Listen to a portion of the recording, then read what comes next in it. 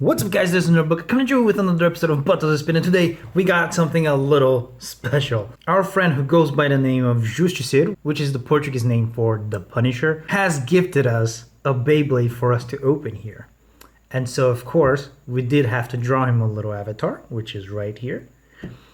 And yeah, this is the Beyblade he wanted me to review, and I am so glad to have this.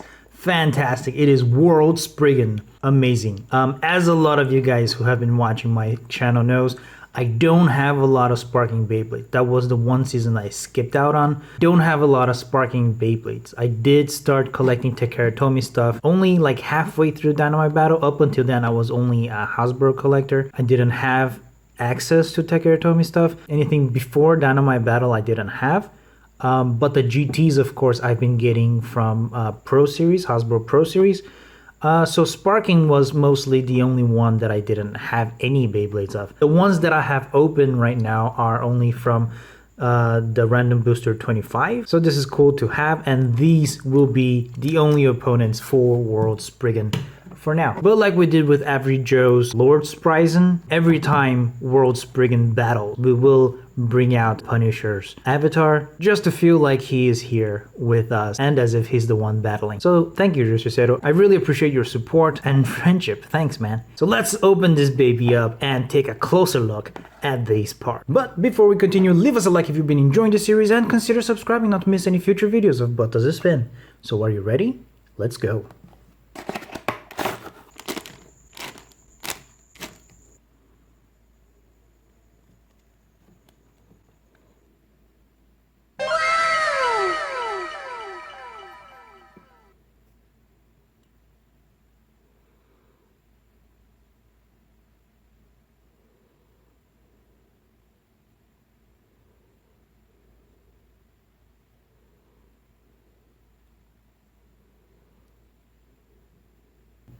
And here we are with everything out of the box, and what a fantastic looking Beyblade. But not only so, as you guys can see, this chassis is golden, which is rare. This metal part is supposed to be just normal metal color, silver gray or whatever. In Sparking, there was always a chance that that the chassis would come golden, and I think that was like a 1 in a 70 chance or something like that. Correct me if I'm wrong, but I think it was like a 1 in a 70 chance. So the fact that the gifted Beyblade by our friend Justiceiro did come out to be a golden chassis, it just feels fantastic. It feels like it was meant to be. So that's really cool. But let's not get ahead of ourselves. Let's talk about the blade.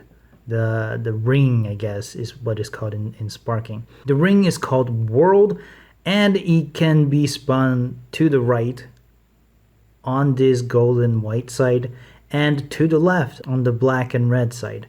So that's fantastic. And the way you do that, of course, is by just taking out your core, your chip or whatever, and you see that in the back here you can change it. And this one you don't need any tools to change. You can just do it with your hand like that, and that is left spinning. You can see the L over here, right? You can see the L here and here, so that is L. If you turn it the other way around, R and R, it means it's turning right. So that's fantastic. That said, from this chip, you can see that the middle part here is metal, so that does give a little bit of weight to this. I do like the stickers, how the black blade here does have the golden sticker on it, and the gold color here has the black sticker on it. I do like that. It's like a balance in the world kind of thing. And of course, to install the chip, you just put it back here, and then you just turn a little bit until you hear it click, and that is it. We have it turning to the right, which is fantastic. And yeah, on the right here, as you can see, it does have like a small hit here, a small smash attack here, and then counter, a little bit of a hit there, and mostly that. It doesn't have any rubber that I can see. This is all completely plastic, which is slightly sad because the one before this and the one after this does have rubber. But for this Spriggan doesn't have any rubber parts, but it does have some smash attacks there. But the interesting thing about this is, of course, you can see these little red tabs on here, and it's because this goes in and there's a spring that goes in. So when it gets hit right here, not only does that kinda absorb the impact because it goes in, but also this holds the lock. This holds the metal tab on there. So it serves as like a brake, kind of like a lock, a burst lock there when it gets hit, right? On either side. But not only that, but when it gets hit here, it opens up this side for the smash attack to become much greater. So it's an interesting gimmick. I do think that is very interesting. I think a lot of thought has gone into this blade. It's pretty cool.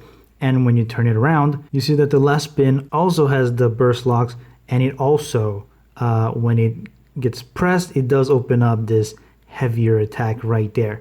So, you know, it works both ways. It's pretty cool. The left spin is not as aggressive though. You can see here, it doesn't feel as aggressive. I think the right spin is probably more aggressive. I think I might be wrong, but I think. But yeah, so it's an interesting blade in general. I think it's very versatile. It does have like moon and star kind of motifs on there, which is super cool as always. That said, I was surprised at how light this ring is. Of course, I have nothing to base sparking Beyblade knowledge on because this is my very first normal sparking Beyblade, like the base sparking Beyblades, because these two that I have are from random boosters. But I'm surprised of how light it is. Of course, it does come with a double chassis, so this is heavy. But, you know, I expected the ring to be slightly heavier. But, you know, it is what it is. I think it's a fantastic blade. I think it's amazing looking. Both ways, very versatile, and just overall really cool. I think all Spriggans are really cool. I think you should at least have a Spriggan from every season in your collection. Of course, I don't. I do have Dynamite. I do have now. I do now have Sparking. I do have GT on Pro Series, and I do have the single layer and double layer on Hasbro, but the in between, the Chosy, God layer Chosy, and stuff like that, I don't have. But yeah, so it's really nice to add this one to the collection. And I think that's really awesome. The chassis here, the golden chassis, of course, it is a 2B, and it is a double chassis, like I said. It does have the forged disc component on there along with the chassis already fused in, which is really cool. So it does make it really hefty and heavy. Also, it has this free spinning component, which also adds 2 modes, because if you see over here, there's this little button looking things, and depending on how you put it, if you put one way, this will be free spinning, and then if you turn it around and press the other way, it will be stuck and non-spinning. And it's from this that the S gear on Dynamite Battle gets that gimmick, that one way spins and you turn it around and flip it around on Nexus, and then it's locked. So pretty cool to see where that is inspiration came from. I do like that quite a bit. And this is a very defensive chassis. Does add some on how you align the blade. It can give an extra impact point. You can align it to the impact point right there or there, I guess, however you want it. So, you know, it does give you 2 more modes, making it even more versatile than just left and right. Very cool, very cool. And the driver on it, it's so fantastic because it is a Unite dash. The cool thing about Unite is that the dual layer Spriggan, well, this is Spryzen. Like I said, I only have Hasbro dual layer. So this is Spryzen S2. And that one, it did come with the original Unite. So it's pretty cool that they brought the Dash version for the World Spriggan. Though it is small, it is very nice. Dash, of course, does give more prominent tabs over there and a better spring. So it will be very resistant to burst. But also you can see that there is a fine point in the middle, right? It does come up. It's not just a flat tip. It does have a slight point on there. It is more like a stamina type, right? If you launch it completely straight on the arena, it will spin in place very calmly because of that tip on there. But as you can see, it does have rubber around it so that when it tips or when it gets hit, that rubber will get caught in the arena and make really nice movements right there with the rubber, with the friction of the rubber on the arena. So, you know, it's a very versatile very versatile driver, just like the rest of the Beyblade is very versatile. If you launch it tilted like this, it can also have very nice attack patterns on there. So, you know, if you learn how to control its different ways of spinning, then it can be an amazing driver. These are the parts. Let's assemble it, test it out, and battle it against our other two sparking Beyblades.